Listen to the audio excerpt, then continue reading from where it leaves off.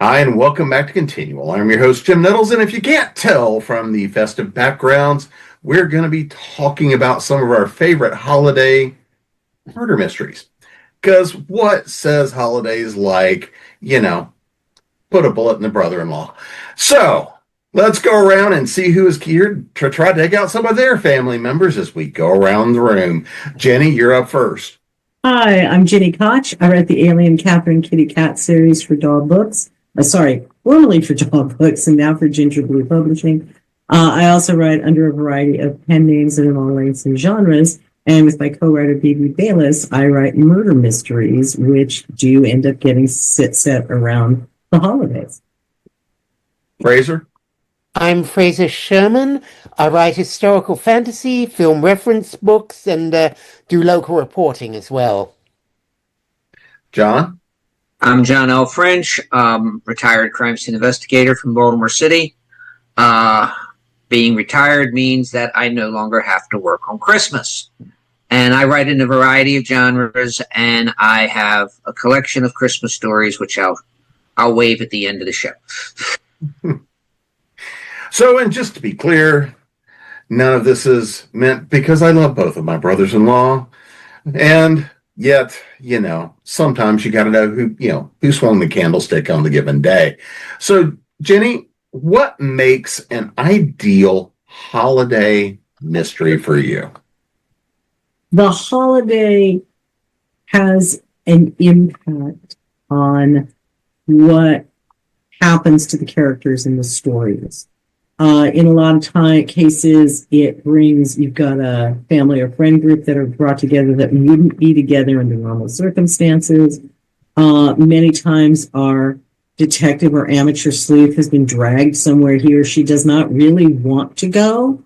And they're being shoved in. Oh, you can't be alone at Christmas, right? And they're being shoved in, and it is very lucky for the people that dragged them that they showed up. I'm just going to get it out right now. Die Hard, absolutely Christmas, because John McClane is not on that plane. John McClane is not at that building. No one is at that building at the time if it's not for a Christmas party. Everybody's home. Otherwise, there's the plot cannot happen without it being Christmas. So it could have. Yeah, I mean, I'm sure it could be Die Hard at Easter, but it's not going to have the same effect. So for me, I don't know. There was a lot of hamming going on in that one. But for me, it's got the holiday, whatever it is, but especially if we're talking Christmas, Hanukkah, New Year's, has to be integral in some way to the plot and or the setting. And those are, for me, the easiest ways to say yes, that's a holiday mystery. Fraser? Okay, there's three basic kinds of Christmas mystery. There is, oh my God, the classic, you're getting everyone together at a party, which is sort of covered by Genie, and then the snow has moved in and you're all cut off and there's a murderer among us, holy crap, which is basically the standard country house party plot or isolated anywhere plot, but set at Christmas. There is, to riff on what John said, the cop story where it's Christmas, there's been a murder, and the cop has to work Christmas Day, or like Die Hard, where there was grimness and death surrounding us even though it's Christmas. And then there are the stories where, and these are usually fantasies in my experience, where Christmas actually plays a role in what is going on, significant other than just the turn of the day. John? Those would be the two basic kinds. Oh, sorry, Fraser. It's okay. John, how about I you? agree with what Fraser and Ginny said. The Christmas holiday, the Christmas or whatever the holiday is, has to have a direct effect on the plot. If you can basically do the movie or write the book or whatever without Christmas, or then it's probably not a Christmas movie. Just by putting a Christmas tree up somewhere does not make it a Christmas movie. But on the other hand, if and may Saint Nicholas forgive me, if they open up the mall and there is a dead Santa on his chair, probably pierced to death by a sharpened candy cane, then yeah, this is a Christmas movie, and I'm gonna have to write that one.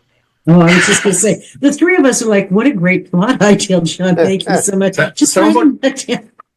Sounds like a good anthology to put together as the short story of who killed Santa and why. I like it. I like it. Probable cause.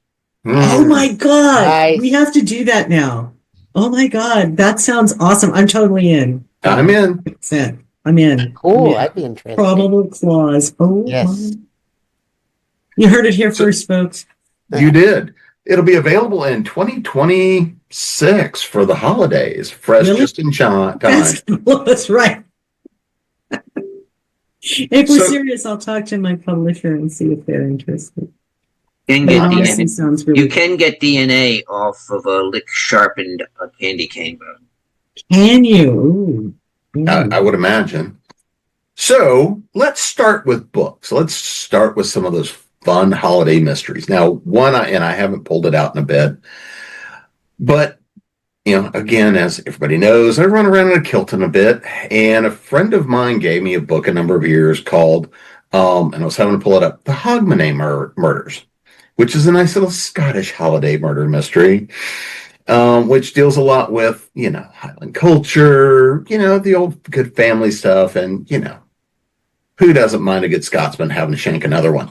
So, looking at that, Fraser, what is a favorite holiday murder mystery in book? I haven't read a lot in books, but I'll go with one that I fondly remember, tied up in tinsel by the great New Zealand mystery author Ngaio Marsh. She wrote a long series of books about Inspector Allen, who was an aristocrat but also a cop, so he was kind of a bridging figure from the amateur detective to the professional, and it's pretty much what I was talking about. There is a large country house party cut off by snow. Somebody commits a murder. There are no footprints in the snow, so the killer is inside, and has to figure it out. I think it was the first Ngaio Marsh book I read, and I've read a lot of hers, and so I have very good memories of it. It does not stand out as a Christmas movie, but her books were always fun and interesting. John? Hey, first of all, if you're a Inspector Allen fan, Yes. it is available on Amazon Prime. I don't know if it's BritBox or Acorn, but it's very well done. They play with the timeline a little bit, but it's wonderfully done. I'm going to go with a novella. It's called The Christmas Party Murder, and it features Nero Wolfe dressed as Santa. Don't get more Christmas than that. And basically, Wolfe is undercover, unofficially, as Santa Claus, keeping an eye on Archie Goodwin, who he thinks might be getting married, and there is a murder. And Wolfe skedaddles because, first of all, he does not want to face Kramer and Pearlie Stebbins dressed as Santa Claus. He would never hear the end of it. But having skedaddled, he now has to solve the murder without admitting that he was actually there. Otherwise, the minimum he's looking at is a warrant as a material witness. It's very well done, and it was one of the episodes of A&E's Nero Wolfe series. Jenny? I'm gonna go with, we're talking about ones we didn't write, so I'm gonna go with Hercule Poirot's Christmas. It's a great locked room mystery. It is everything that Fraser is saying. They're in a place that is somewhat isolated, and he ends up solving a tremendous number of things that this basically horrible family. That there's some good people in it, but not many. And he didn't want to go, and he's forced to go.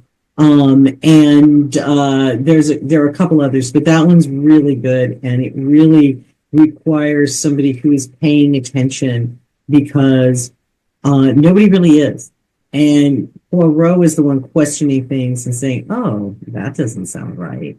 And really saving the day in a variety of ways. It's really well written. It's Agatha Christie, so of course it's well written. But it's very enjoyable, and he's only in this situation, and all the characters are only in this situation because it's Christmas, and the patriarch of the family is bringing everybody together, mostly so he can be horrible to them, but also so he can be robbed and murdered. Yeah, that was the second one on my list, but I figured you'd be going for that. So I think one of the other things that, and we kind of highlighted this, right, is that a lot of the time our holiday mysteries are all about family and friends getting together and, somebody having to help somebody shed that mortal coil during the holidays. There's nothing that says, Christmas like a little blood on the floor. So, John, what is it? Do you think that it's that notion of family and holidays that makes holiday mysteries a lot of fun? Yes, because first of all, having worked, in the crime scene unit for a considerable amount of time, and before I became a supervisor, it was like I'd be working every other Christmas. And you always had the stranger on stranger murders, which would have occurred no matter what the holiday is. But if you were going to have a Christmas type murder, it would have been, family argument or something like that. So I think it, with the gatherings at Christmas, if you're going to have a Christmas murder, you almost absolutely need either friends or families in order to have a good Christmas murder. Jenny? Repeat the question, because I got tied up listening to John. I lost the train. Well, just that notion of so often in holiday mysteries, it's the elements of family and close friends and things like that. Mm-hmm. Is that something that you think also makes part of holiday mysteries so special and kind of so fun and different? Well, I think yes, but a lot of it is because most families are fractious. There's some families where everybody gets along and nobody has an argument and everything's great. And I think those people are pod people. Because that just doesn't, in my experience, that does not happen. So, and I think in most people's experience, it doesn't happen. We put a tremendous amount of pressure on the holidays. You're supposed to be jolly and you have to find the right gift. And if you're still not married or with children or have a great job, everybody in your family is going to be down on you. And it's true. Okay. This isn't made up by writers. This is what we all experience, right? God help you if you got divorced before this holiday season, right? Enjoy your horror. So no one can get under your skin like family. They've known you your whole life. And they know how to push every button, and holidays get those buttons pushed. So even harder and more frequently. So it makes a lot of sense. Strangers, sure, there's reasons, but wow, your family and close friends, they've had reasons to stick a shiv in you for years, and vice versa. So it's very believable for the majority of those who are reading or watching or listening. It's real believable that, horrible Uncle Harry finally said something that pushed somebody over the edge. And, a lot of times too, like in Poirot's Christmas, you're rooting honestly for everybody. The murder victim is a horrible person. Horrible. So you're like, well, you've done the world a service. Right? Where's the award for the murderer? Clap hands. And, someone still goes down for justice. But a lot of the time in those, the reader, watcher, whatever, you get to live cathartically through Oh, yeah. Wow. What Uncle Harry said to me just 5 minutes ago, I could kill him. So let me read about someone else who did it and got caught, so I don't. Fraser? I think the heart of it is the contrast. I mean, Christmas is supposed to be love and family and Christmas carols and sticky treats and rushing through the mall, and you play that off against the stress and, as Jeannie says, the tension that you can have with family, or simply the fact that there is a dead body lying under the Christmas tree. And that works very well to amp up the tension by contrast. If I may, Go ahead. there is one movie that is the perfect example of that. National Lampoon's Christmas Vacation was one swipe of the chainsaw from being a bloody massacre. Mm-hmm. Yeah. Mm-hmm. And with a slight script tweak, yeah. Now I kind of want to see that in the alternate universe.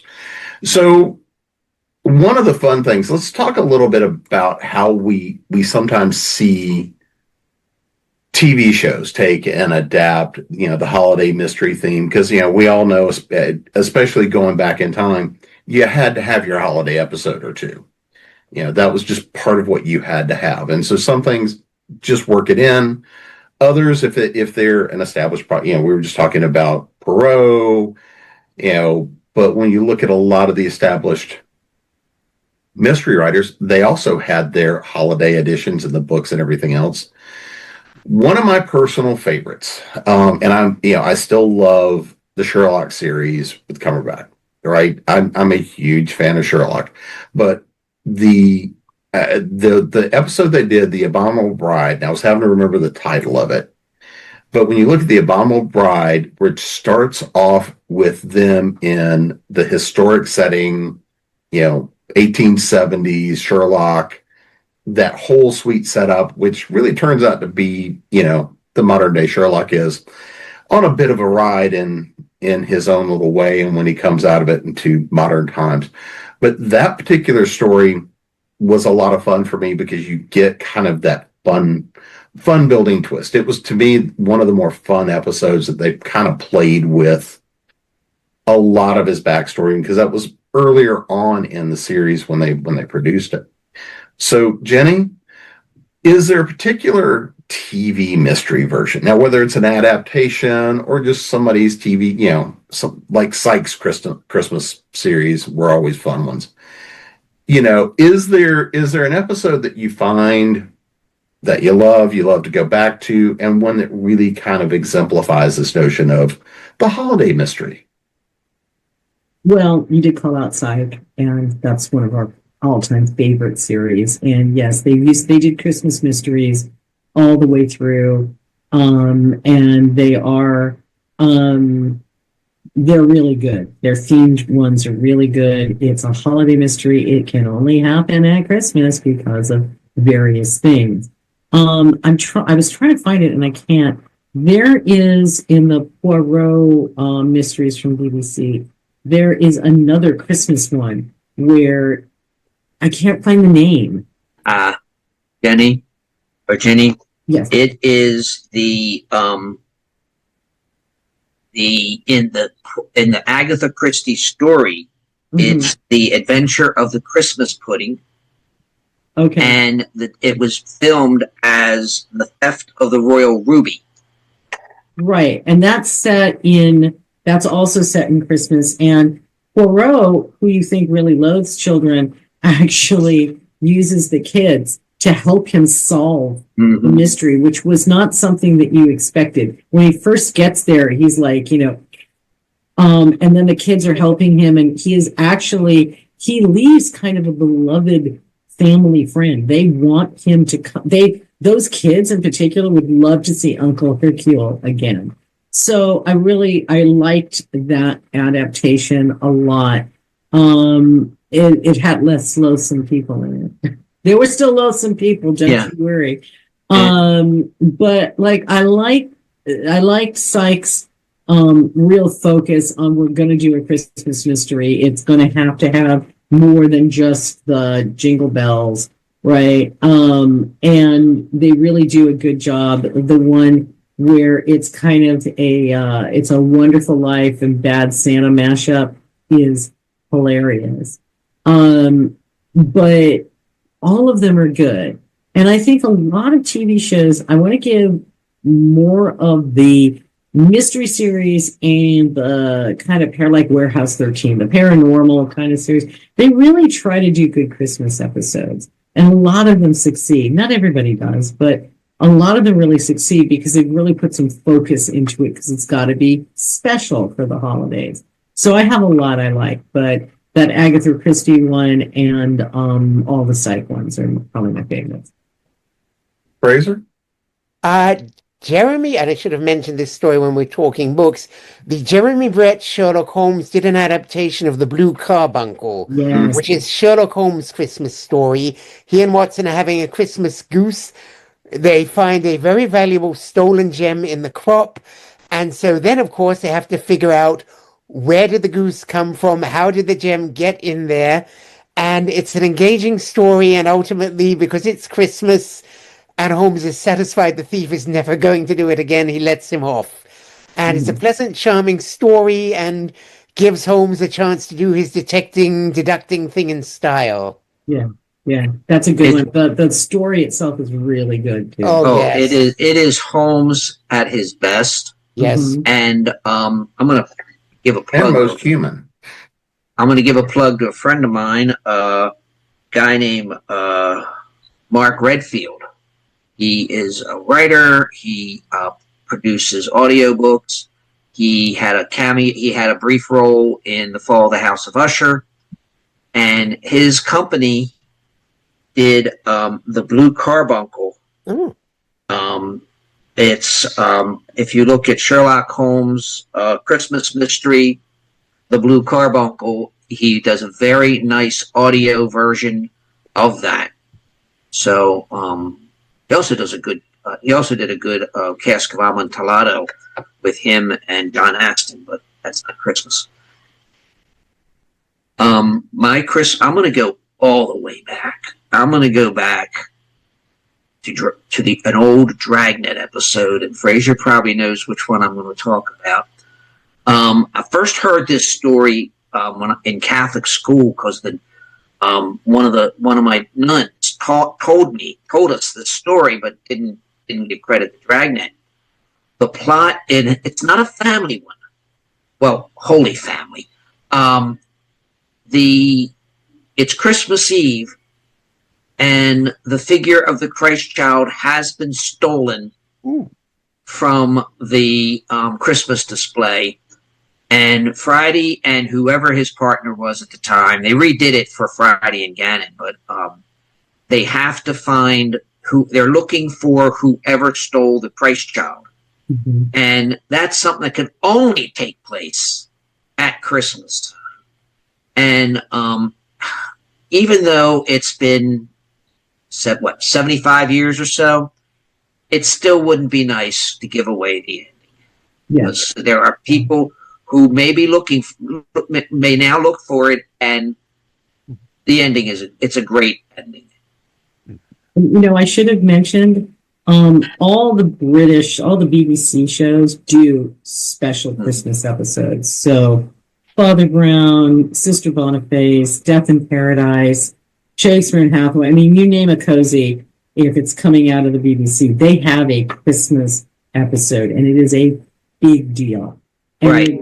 It always winds in the season well. There's always a lovely little message about how, whatever that show's focused on, don't worry, family is everywhere, or, your people love you, or something. But the British shows really, really go all out on their Christmas specials. It is a big deal for BBC. So if you like British cozies, your Christmas special options are huge. Well, I mean, that goes with Doctor Who as well. I mean, Doctor Who's had a couple of really good Christmas mysteries and holiday mysteries. Go ahead, John. last year's Death in Paradise, which introduced the current detective inspector. In fact, all of their Christmas stories are like double length episodes where it's normally a 45-minute episode. They stretch it out to 90 minutes. And children, cover your ears, please. Last year they had to figure out who killed not one, not two, but who shot 3 different Santa Clauses.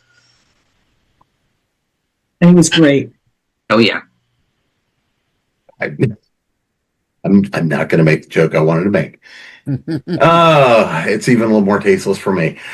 But that kind of sets up one of the places I want to go. Because, I mean, sometimes, we've got a lot of the time our holiday mysteries are end on kind of a light, airy note. It's, you forgive the guy, you let off you let off the small offenses, things like that happen. Or, it's often the big passions and things about that. But what about some of our holiday mysteries that are on the darker side? Like, I love The Long Kiss Goodnight. So good. I have loved that movie. I got to catch that at least every few years. I'm a couple years behind, so it's probably time to catch it again. It used to be one of my annuals. So, Fraser, what about, do you enjoy kind of the darker Christmas stories and things like that? Or? I'm sorry, is your question... Could you repeat do you like the darker ones? And is there one in particular that you happen to like? Yes, there is a Christmas movie, Cash on Demand from the 60s. It is a fairly dark, tense one, although I won't say anything about the ending. Peter Cushing is a bank manager in a small town. They are getting in everyone gets their pay right before Christmas, so all the stores are and the local businesses are putting their money into the bank, so they have the payroll there. And he is an absolutely icy, awful man. He's married somehow, but treats everyone like they were an annoyance, and he would just as soon be alone in the world. And then he's in his office, and Andre Morrell, who's another excellent British actor, gets ushered in, and one of the clerks introduces him as a bank inspector, and Morrell turns around. Young man, I should write you up. I didn't offer you any identification. I just said I was a bank inspector. And now you've brought me in here, which is one step closer to the vault since the door is on the other side of his office. But you are a bank inspector. Well, of course. But still, you should be more careful. Spoiler, he's not a bank inspector. As he shows Peter Cushing, his people have Peter Cushing's wife and kid hostage. And now he has a plan for how Cushing will help him get the money out of the vault. And it's based on a stage play, and it's very much a two-man show, but they are two very good actors, and it is very tense, and Cushing, you come to sympathize with him, but he's really hard to love because he is such a cold person. At one point, Morrow points out, did you notice when your son talked to you, he was calling for his mummy to help him? He doesn't seem to think you're going to do it. Isn't that rather... And he keeps needling him and tormenting him, and it's just a terrific movie that too many people don't know about. That sounds like a fun one to catch. I haven't seen that one. Yes. John, how about for you?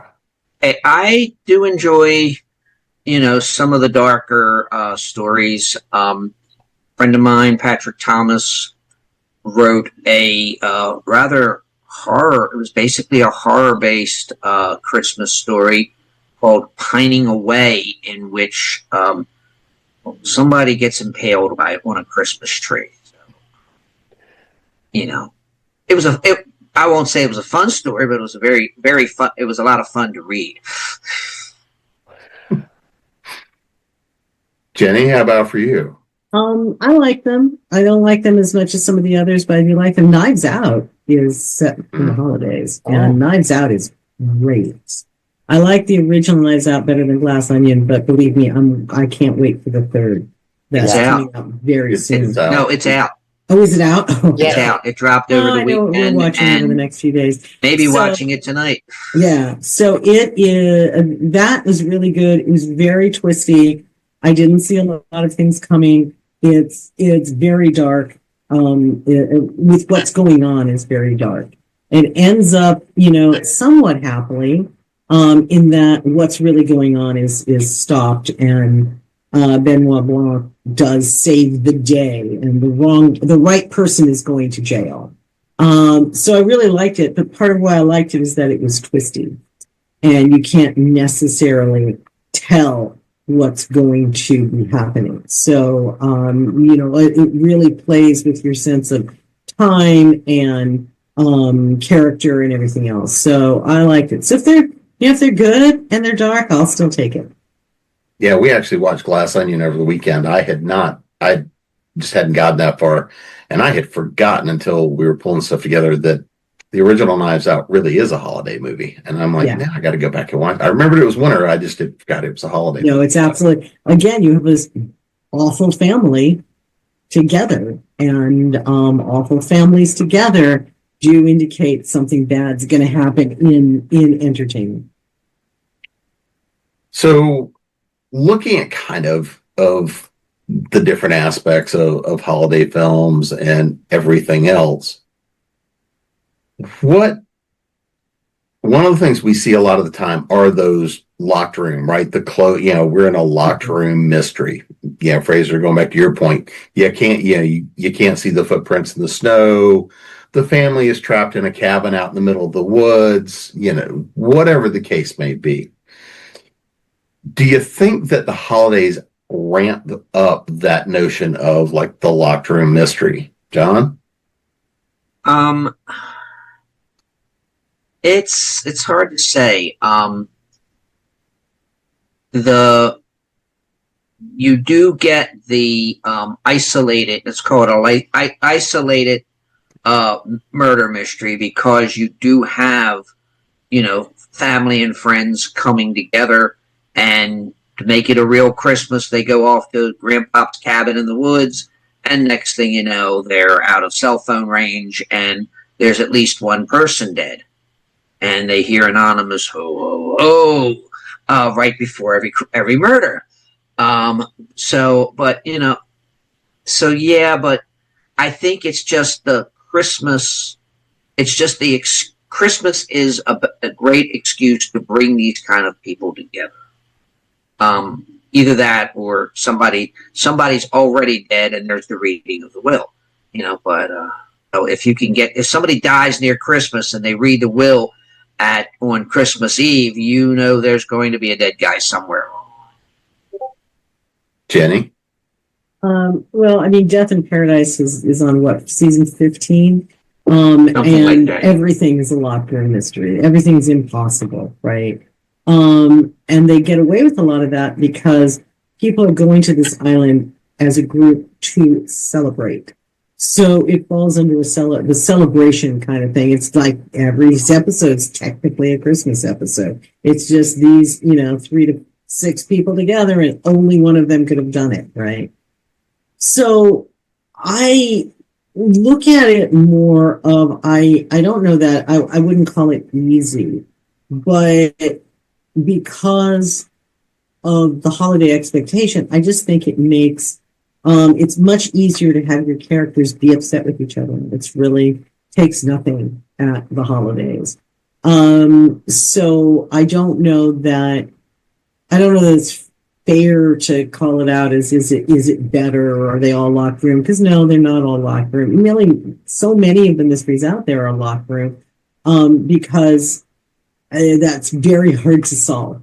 Somebody that's done almost the perfect episode, almost the perfect murder, it's going to be hard to solve, and you need your really good solver on there.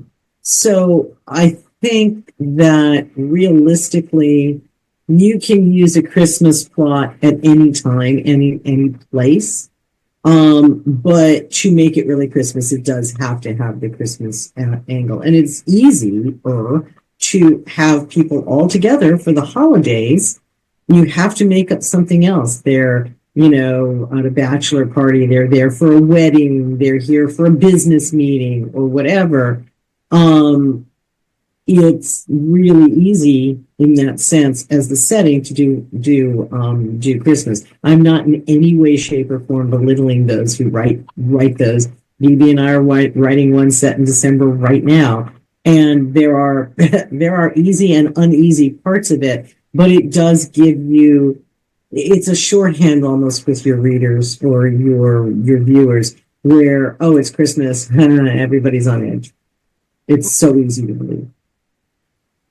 Fraser? I don't think Christmas is much like Ginny, particularly disposed to the lockroom mystery. You can just as easily have one where it's set in, say, department store that's closed but not like sealed off on Christmas Eve, or the police are tracking someone through Christmas festivities, or drunken bars where everyone is sitting alone because they've got nobody to go home to. So there's all kinds of things you can do on Christmas, and you don't have to close people off. Though if you do, it is a perfect excuse to get them sealed up somewhere and let the family tensions take over. So let's have a little bit of fun here. I want to know, I happen to, I love Bad Santa. I recognize it makes me a horrible person. That's perfectly fine. Love Bad Santa. Jenny, what is kind of your, call it a guilty pleasure holiday mystery? I have no guilt. I gave that up years ago. My guilty pleasure, other than Die Hard and Red, which again I consider Christmas movies, so I try to watch them during the season. We're coming back to that. I'm gonna let you. If we're talking mysteries versus straight movie, honestly, Reindeer Game is amazingly good. It stars Ben Affleck and Charlize Theron when they were much younger. Gary Sinise, who's a great actor, is in it. It's got a really good cast. It's an incredibly twisty plot, and I will not tell you anything about it because it is twist upon twist upon twist. But it is so well done. And within, I don't know, 15 minutes, you really want Ben Affleck's character to survive this, and you're not sure that he will. And you really want him to win, and you're also not really sure that he will. So it is just really, really good. It's really well written. It's really well paced. It's really well acted. It got hit by the Bennifer backlash of way back when. And so people weren't seeing, oh, why would we want to see that? It's Ben Affleck then, right? He's a really good actor.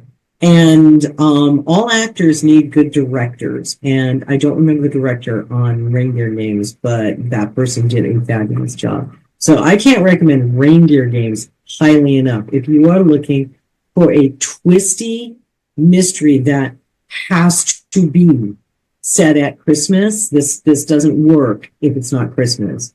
The plot is definitely centered around the Christmas holiday. Reindeer Games, absolutely fabulous. Fraser, how about for you?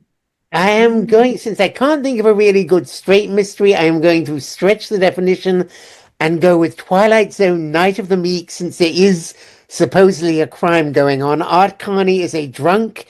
He is Santa at a local store, but he has been gotten too plastered, so he's fired. Then he stumbles across a sack. It's a very familiar looking sack if you see a lot of Christmas movies, and he discovers anything anyone wants: a smoking jacket, a toy, a doll, a train, a bottle of brandy. He can pull it out of the sack. And the store owner is convinced he has stolen this stuff and is giving it away in some kind of scam and wants him arrested. Of course, that is not what he's doing, and the store owner has nothing to hold him on, and in the end, Carney becomes the new Santa Claus. What happened to the old one? We don't know. But it is just charming and warm, and I love the fact that even the store owner, who is an officious busybody, it has enough Christmas cheer that even he gets a nice, happy Christmas. So it's really sweet. And as like I said, it's not really a Christmas mystery, but it's the best I could think of. John? I really don't have any guilty pleasures like that. The Christmas movies that I watch, I really love. There are some Christmas movies which will remain nameless. I just see no logic in, and if I don't see logic in, I won't watch it. But that's just I will say that I do root for the Grinch. You know, who I love a good heist movie. You know, but this, but other than that, no. I don't have any guilty pleasure. The first 2/3 of the Grinch is great. It's that last third that just... Well, that's the redemption arc. Oh, by the way, I'm gonna give all you English majors out there something to write about. I was at Pulp Adventure Con back in November, and I was talking to an English teacher, and she basically taught early English literature, and she mentioned Beowulf, and we collectively decided that there is a lot of similarity between between Grendel and the Grinch. They're both do what they do because of the noise. So somewhere out there, somebody can rewrite Beowulf in the style of Dr. Seuss. I got too much to work on. Now you're yeah. So kind of looking at some of the other holidays, what about some set around New Year's in particular? So Fraser, I'll start with you on that one. What about a good mystery set for New Year's? Okay, I'll go with, it's a strange sort of mystery, but it is a favorite of mine, Repeat Performance, which is a movie, Joan Leslie, I think. We open actually at the climax right after she has killed her husband in self-defense. We don't know why. She is an actor, so as she's walking over to her friend's apartment to ask for help and call the cops, she's thinking, if only I could rewrite this year like it was a bad out-of-town tryout. We could make changes. I know I could save him. And then she gets to the party, and it's the previous New Year's, and she has the whole year to live over. She has a chance to save her husband and prevent him trying to kill her. But of course, life and other people go in certain directions, and altering the course of fate is not easy. And so will she succeed? It's sort of like a film noir as much as anything, except you know what's going to happen, and she's trying to avert the ending. It's a really fun little movie. John? We talked about this earlier. The Return of the Thin Man. The first Thin Man movie, which is called The Thin Man, is one of my favorite Christmas movies. They last seen on a train back to California. When they get there, it's like near New Year's Eve, and Nick and Nora are heading for her relative's place to celebrate New Year's Eve, and of course, there's a murder. So yes, it's a great New Year's Eve movie, and a very young Jimmy Stewart is in it, by the way. Janet? It is a very, very different kind of Jimmy Stewart role. I don't have a lot of mysteries, but I do have one. Warren Beatty's Dick Tracy does take place in and around New Year's, and it's the heightened reality of stuff. When it came out, I thought it was terrible, and Time's being very kind to it, actually. You can see what Beatty was trying to do with it, and it actually really, really works. But you had to get a couple decades away from its release date to really appreciate it. But I think it's really something to watch now. You see what he's trying to do, and you get it, and it actually works. It was really kind of ahead of its time. And the soundtrack is great. Madonna's Breathless Mahoney has never been better. It was really, really good. And it definitely is a New Year's. In that sense, it's a redemption arc for almost everybody, even the bad guys in some ways. So, because the new year is coming.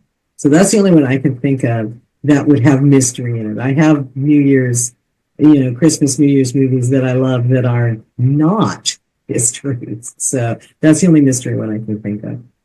Well, I do have to throw one that's an older film in there as well, which is Strange Days, which as a New Year, which set for the period it was set, a little bit dystopian at the time.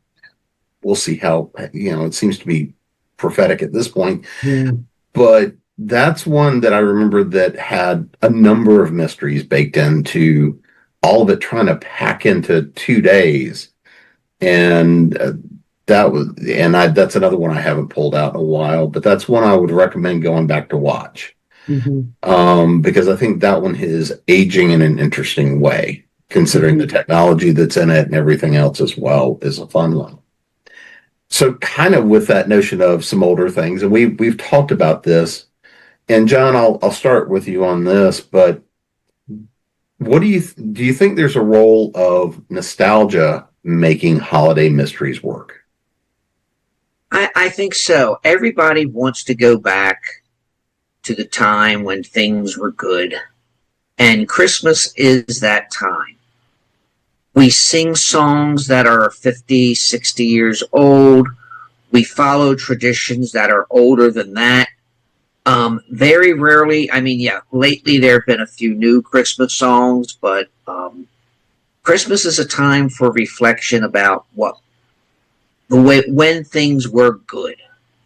So I think that's that, and the Christmas mysteries that we see are basically go back to the traditional kinds of killing the rotten guy in the family gets murdered. There's a nice heist, something like that. I mean, think about all our favorite Christmas movies. Think how old how the Grinch Stole Christmas is. Think how old Charlie Brown Christmas is. All the stuff that we watch are old. It's old movies. It's a Wonderful Life. Well, even what was it? Miracle on 34th Street. I mean, very few TV shows run the Sebastian Cabot version, or runs I forget who the latest one was.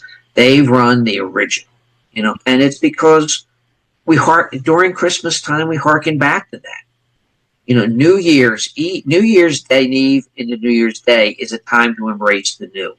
Christmas is the time to remember the old. Jenny? Well, from a quick perusal, it looks like the new Knives Out movie is a New Year's movie, so I'm gonna go with that. Basically, yeah, I think there's a lot of nostalgia, but there's a lot of nostalgia for everything. Let's talk about all the fanboys attacking any version of something that they're ruining my childhood. It's like, just grow up, get over it. But yeah, I think there's nostalgia. I'm going to be honest, I've never watched It's a Wonderful Life. Before the big gas, I've never needed to. It has been remade so many times. I've seen the premise. Yeah, I know the premise. I've seen it.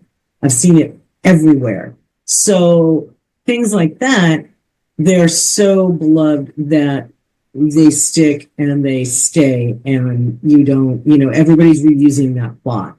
And there's no harm, no foul in reusing that plot. But I don't need to watch the original because I never had an interest. It wasn't something my family watched. And I don't need to because I've seen it, everywhere. And pick a show. It did. If it ran long enough, it did. It's a Wonderful Life. The ones that don't constantly repeat, the murder mysteries, honestly, to me, each murder is different, even though the setting is the same. The reason why someone's killed is always a little bit different depending on the characters you've written. So for me, The murder mystery set at the holidays are a little more, in some ways, a little more creative. They're duplicating a setting and plot beats, but everything else it can be very different.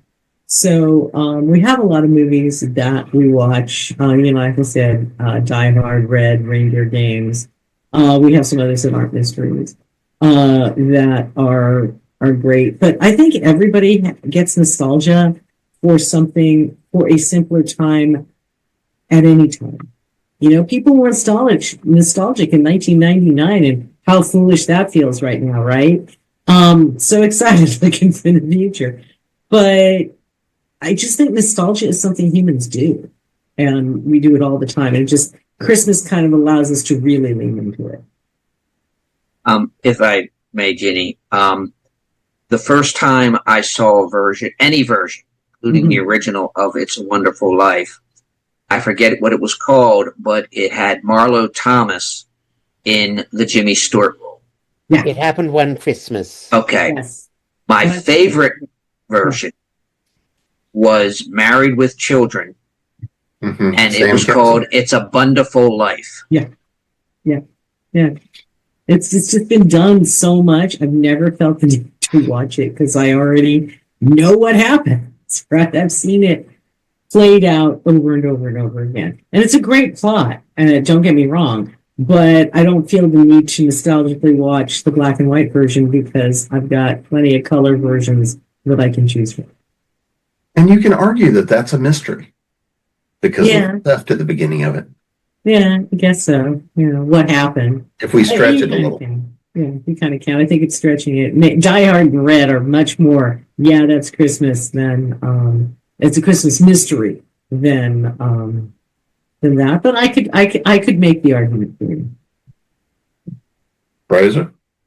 I definitely agree. There's nostalgia, also a lot of tradition. We watch the same movies or the same things because we love them and we want to recreate the Christmas experience. Although I will say the reason we watch the original Miracle on 34th Street, it is far away the best of the three. But there's definitely a nostalgia tradition element, and mystery can play off that, trying to pull together and get past the crime and have your perfect Christmas, or wrap up the Christmas murder case so you can get home to Christmas dinner. And so yes, they interface well. So Jenny, I'm gonna go ahead and give you the question you've been wanting. What holiday mystery movies do we argue about the most? Are they a holiday movie or not? I think Die Hard gets it the most, and absolutely, again, like I said earlier, the plot doesn't work if it's not Christmas. There is no other reason for people in the tower to be hanging about at all, let alone John McClane is only there because he's trying to save his marriage, and he's come out for Christmas to do it. There's a lot of other stuff. Die Hard 2 is also a Christmas movie. They stuck with it as they're going home now to her parents for Christmas, and as he's made it already with the kids, so the kids are not in danger. And she had to take off later, and her flight is now in danger of crashing into the ground. So all of these things are Christmas, and very, very, very much don't work without it. Red, I still insist, is a Christmas movie because of when it's starting and how it started and everything else. There's not a lot of nostalgia in Red. There's not a lot of necessarily not a lot of nods are being made to the season, but we start with Bruce Willis's character forcing himself to put out Christmas cheer because not doing it makes him stand out. So it's an interesting thing that you see this guy who is a master agent having to do something he has no interest in doing, but he knows if he doesn't, it makes his sound stand out too much. I don't know what other movies people argue about. I mean, we all like to argue about a lot of things, but my feeling is if you, the reader, the viewer, want to call that a Christmas mystery, by all means. Book 4 in my Alien series, Alien Proliferation, takes place at the Christmas time, Christmas and New Year's, because that's when it takes place for a lot of reasons. So it technically, everything I write has a mystery in it, whether it's science fiction or fantasy or paranormal or whatever. And so things have to be solved so that, the holidays can go on for everybody, or, the world ends kind of thing. So I think, again, like we said at the start, you're setting, as long as there's some reason for it to be at Christmas that works, it's a Christmas whatever. You do you. It's a Christmas movie. Fraser? What was the question? Is there a particular holiday theme that we argue, holiday mystery that we argue about, or that we discuss or kind of throw in the air? Is it a holiday mystery or not? There are, but I got no interest in those arguments, so I will just pass on this one, I'm afraid. John? Okay. I've always wondered why the network, whatever network it was, would put Home Alone on Thanksgiving rather than Christmas, but that's their choice. But I think don't really have any argument against a particular Christmas movie or not. I would just like to hear a discussion on when is the right holiday to watch A Nightmare Before Christmas. Do you watch it on Halloween? Do you watch it on Christmas, or do you watch it on Halloween and watch it again on Christmas? Right. Number three, because it's really both. It really is both. So, and thank God they never did a sequel. Oh, no. Please no. It doesn't need a sequel. Some movies are perfect just by themselves. So I'm going to throw this up in the air. If there's anything we haven't touched on that you guys want to dive into that has to do something with a holiday mystery. I wouldn't mind talking about how when you're creating it, there are things you have to make sure you do. Deck the Falls, which is the second book in our Falls Grove Mysteries, was supposed to be out months ago. And a lot of things have happened, but the reason why it isn't coming out in December, even though I was trying really hard and BB was trying really hard, I realized that we weren't acknowledging the season enough. They're filming a live Christmas special, and there's no countdown to Christmas. There's no this, there's no that. We're just like, we did a hand wave. Yeah, it's Christmas time. And I've had to go back in and bump up the holiday, because otherwise, why set it at this time, right? There has to be a holiday thing. There has to be some reason for it being this. So I've had to go back through and bump up more and do more stuff. And it's fine. It's making the book much better. But it is something that I pay attention to. And it was funny because when it hit me, I was just like, why did I not realize this when we were doing this earlier? Why did I just like that, right? I hate it when it's not, it's Christmas, but there's no, we're doing it at Easter, but you're never going to hear about Easter eggs, let alone anything else. It's a terrible, terrible way to do it. So we've gone back through, and it's mostly on me to do the bump up, and it's a much better book. And Christmas, the holidays are much more intertwined with everything else. So I think one of the things I want to say is that when you are creating and like I said, it's easy, right? Putting everybody in. Well, it isn't if you don't make sure you have window dressed your story so that it actually fits. It would have made, if we hadn't done this and are still in the process of doing it, it would make our murder mystery less of a Christmas mystery than Die Hard. And people argue Die Hard so hard. And this would be like, I don't know what you two thought you were doing. I mean, I'm so grateful I didn't turn it into the editor, because the sarcasm would have been strong. And we would be doing the rebump anyway, but this time with our tail between our legs and whimpering quietly. And we caught it before it ever got turned in. But so it's just the awareness that no matter what, even if it feels easy, there's still things you are going to have to do creatively that make it Christmas. And if it's visual, you can put up the tree and the lights and everything, and that tells people it's Christmas. But if no one's acting like it's Christmas, then you have still failed. So, Fraser, Again, I have lost the thread of the question. is there anything we haven't talked about you wanted to mention? No, I think I'm good. John? I'm good. I think we covered as much as we could. Yes. Well, in that case, we'll start to put a bow on this little box. But before we do, let's make sure everybody knows where to find you guys. Website, social media, that holiday title they might need to get that, deck the bloody halls. Jenny, you're up first. I'm GiniKoch.com. You can find me there. And if you want to sign up for my free newsletter, Hook Me Up, you can do so from the bottom of most of the pages of my website. I am all over Facebook, X, Twitter, Blue Sky, and Pinterest. I have 2 recent releases. The first is the Alien Collection, which is all the short stories, novellas, interviews, and more, including some that have never been before published. That is in and around the Alien series, and it also contains my 3 steampunk alien universe stories, which should be read before Aliens Like Us, which is coming out in April. And then the other is Camp Alien. This is book 13 in the series. Jujubee is trying to get the re-releases out as fast as they can. And this is not really a Christmas one, but it is the most recent one out. Fraser? I'm Fraser Sherman, Fraser.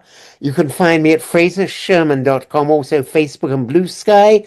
You can find a list of my books I publish under my imprint Behold the Book on one of the pages on my website. Also lists of my various short stories and the film reference books that come from McFarland. And you can find them on most platforms. I will hopefully have some books coming out next year, but I'm not sure when yet. John? Hey, I am the co-author of a collection of Christmas stories called Santa Heist and Other Christmas Stories. Since we're talking about crime, the title story involves basically a plot to slay Jack, a Santa who's been favoring rich kids over poor kids. There's also one in which a private detective is awoken by Santa Claus and taken to the North Pole because he has a dead elf on his hands.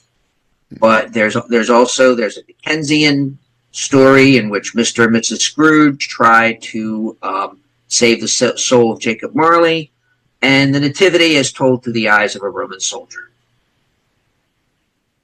And you can find me at jamespnettles.com, authoressentialsworkshops.com, creatingpros.com, and of course here at ConTinual.